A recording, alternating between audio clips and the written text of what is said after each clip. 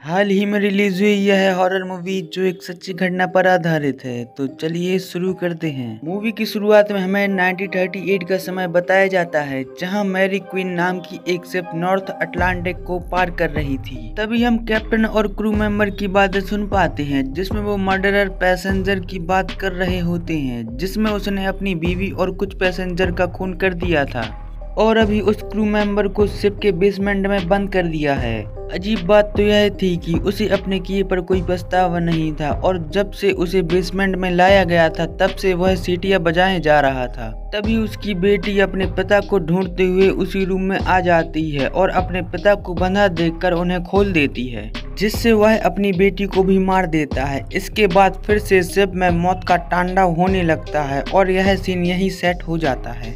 इसके बाद morning time में हम उसी शिप को देखते हैं, जिसके बारे में कहा जाता है वो एक हॉन्टेड शिप है और इस शिप की कई सारी कहानियां लोगों के बीच फैल गई थी, जिसकी वजह से क्वीन मैरी शिप की शेयरिंग काफी गिर गई थी।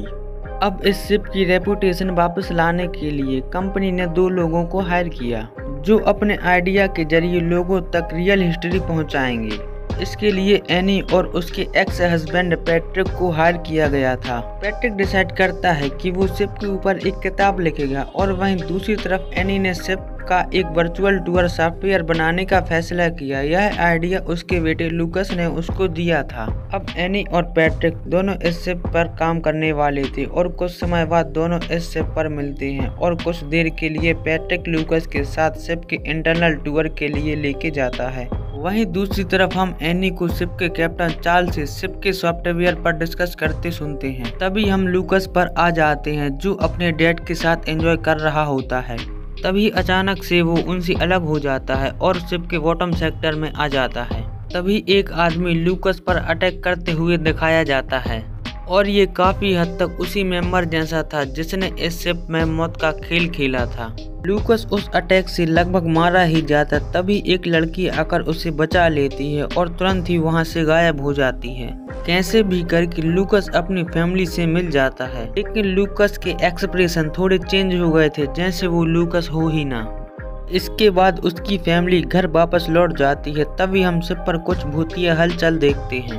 अब आपका जानना जरूरी है कि इस मूवी के अंदर 2 स्टोरी दिखाई जा रही हैं, जो कि एक 1938 के समय की है और दूसरी आज के समय की। अब हम 1938 का समय देखते हैं, जहां एक फैमिली को बताया जाता है जिसके अंदर डेविड ग्वेन और उसकी 8 साल की बेटी जैकी होती है। डेविड हमेशा अपना आधा चेहरा ढक के रखता था क्योंकि वॉर के दौरान उसका ओवर फेस डैमेज हो गया था और उसको पूरा चेहरा बताने में शर्म आती थी, क्योंकि अक्सर लोग उसे देखकर डर जाया करते थे। अब ये फैमिली शिप के लग्जरी हॉल में डिनर करने का सोचते हैं, पर इसके लिए उन्होंने बुकिंग नहीं की थी। इन्हें यह बात पता थी कि किसी कपल ने अपनी सीट कैंसिल करवाई है, इसीलिए डेविड स्टाफ के पास जाकर यह कहता है हम ही वो कपल हैं जिसने वो सीट कैंसिल करवाई थी और अब हम वापस आ गए हैं।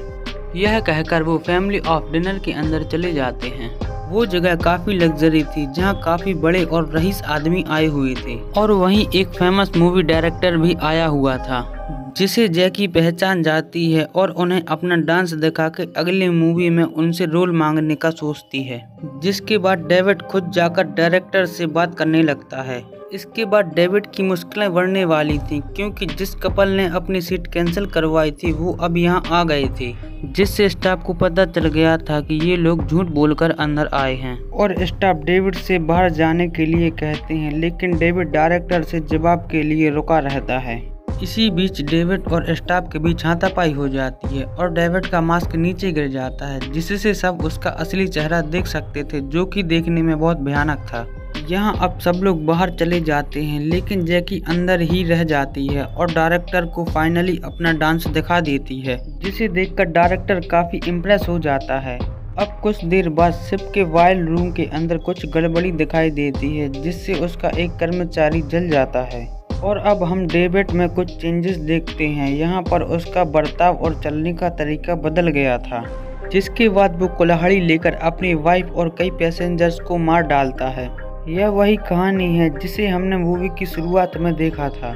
अब हम अपने प्रेजेंट यानी कि करेक्ट टाइम पर आ जाते हैं, जहां पर एनी और पैट्रिक दोनों शिप पर आ जाते हैं क्योंकि उन्हें काम करना था।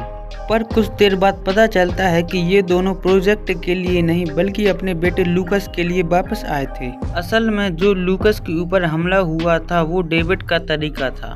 डेविड की इसी शिप में मौत हुई, पर कैसे ये कोई नहीं जानता। और जिस वक्त लूकस को जिसने बचाया था वो जैकी का तरीका था, जो 1938 से ही इस सब पर फंसी हुई थी और मौका देख के उसने लूकस की बॉडी पर कब्जा कर लिया। और यही रीजन था लूकस उस हादसे के बाद बदला बदला सा लग रहा था। एनीमेज अब ये सारी बातें एनी को जैकी ही बताती है, जो कि लूकस की बॉडी के अंदर थी। इससे उसको पता चलता है कि लूकस की आत्मा अब शिप के अंदर फंस गई है, जिसे वहां से निकालने के लिए दोनों शिप के अंदर आए थे। और जैसा हम जानते हैं कि एक शरीर के अंदर दो आत्माएं नहीं रह सकती।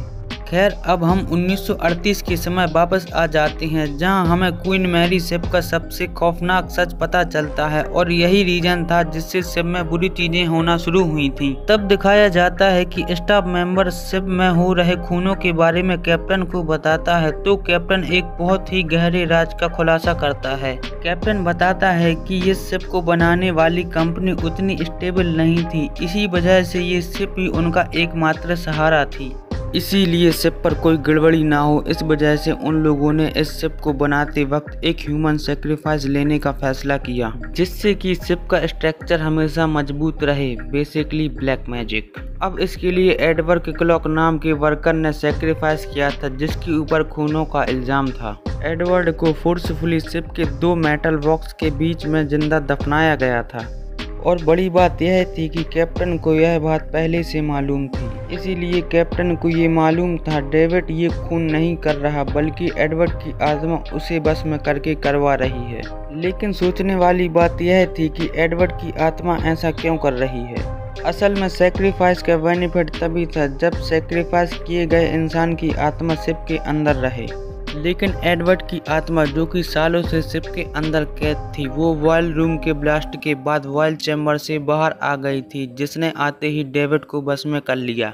और अब वो डेविड के जरिए इस शिप से बाहर जाना चाहती थी, और यह बात कैप्टन को समझ आ जाती है। लेकिन अगर एडवर्ड की आत्मा इस शिप से बाहर चली जाएगी तो यह शिप टूट सकती थी। अगर एडवर्ड की आत्मा बाहर चली जाएगी तो हजारों पैसेंजर्स की जान खतरे में आ जाएगी। इसीलिए अब कैप्टन खुद बंदूक लेकर डेविड को मारने निकल पड़ते हैं, ताकि एडवर्ड की आत्मा इसी शिप पर रहे।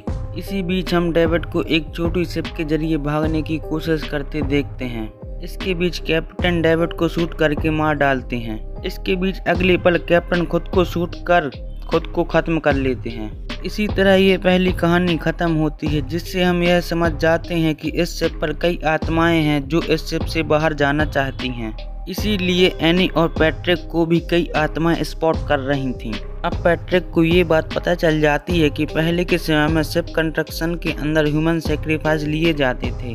तब वो इस नतीजे पे पहुंचता है कि इस शिप के अंदर भी ऐसा ही हुआ होगा, यानी कि जो इस शिप को बनाने वाली कंपनी थी वो ऐसे ही ह्यूमन सेक्रीफाइस लिया करती थी।